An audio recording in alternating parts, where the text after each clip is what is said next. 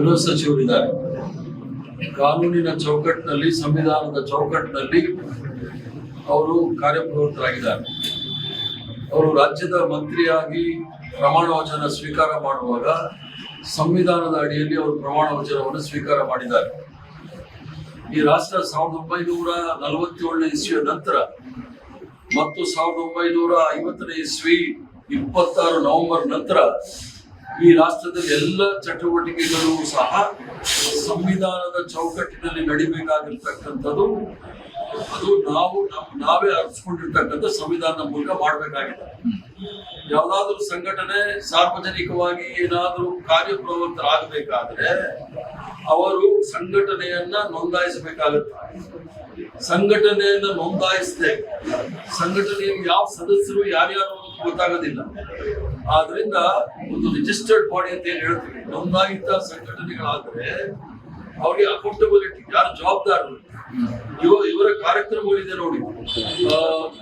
ಅದು ಬಹಿರಂಗ ಪಡಿಸದೇನೆ ಹಲವಾರು ಕಾರ್ಯಕ್ರಮಗಳನ್ನ ಮಾಡ್ತಾ ಇರ್ತಾರೆ. ಅವರ ಸದಸ್ಯರು ಯಾರು ಅಂತ ಗೊತ್ತಾಗೋದಿಲ್ಲ. ಅವ್ರು ತಪ್ಪು ಮಾಡಿದ್ರೆ ಅವ್ರು ನಮ್ಮ ಸದಸ್ಯರೇ ಅಲ್ಲ ಅಂತ ಹೇಳೋದು, ಧರ್ಮದ ಹೆಸರಲ್ಲಿ ರಾಜಕಾರಣ ಮಾಡೋದು.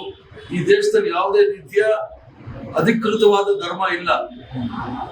ಈ ದೇಶದಲ್ಲಿ ವೈವಿಧ್ಯತೆಯಲ್ಲಿ ಏಕತೆಯನ್ನು ಕಂಡಂತ ಮಹಾನ್ ರಾಷ್ಟ್ರ. ಆದ್ರಿಂದ ಅದಕ್ಕೆ ಧಕ್ಕೆ ಬರ್ತಕ್ಕಂಥ ಕೆಲಸಗಳು ಈ ಸಂಘ ಪರಿವಾರದವರು ಮಾಡುವಾಗ ಅದಕ್ಕೆ ಕಾನೂನಾತ್ಮಕವಾಗಿ ಏನಾದ್ರು ಕ್ರಮ ತೆಗೆದುಕೊಳ್ಬೇಕಾದ್ರೆ ಗೃಹ ಸಚಿವರು ಯೋಚನೆ ಮಾಡ್ಬೇಕಾಗುತ್ತೆ.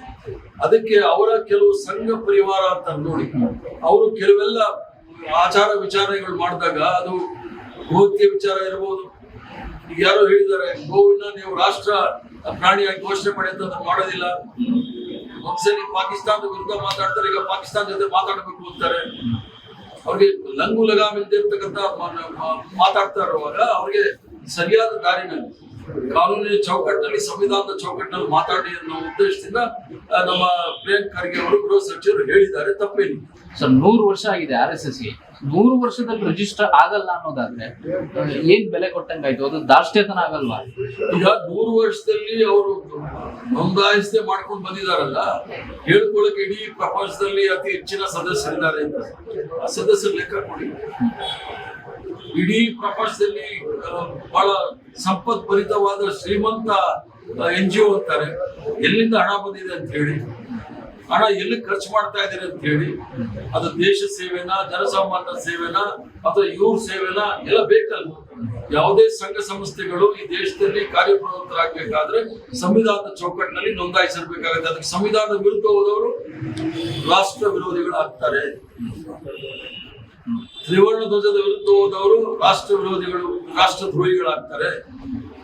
ಆದ್ರಿಂದ ಸಂವಿಧಾನದ ಚೌಕಟ್ಟಿನಲ್ಲಿ ಮಾಡಬೇಕು ಅಂತ ಪ್ರಿಯಾಂಕ್ ಖರ್ಗೆ ಅವರು ಹೇಳಿದ್ದಾರೆ. ತಪ್ಪೇನಿಲ್ಲ.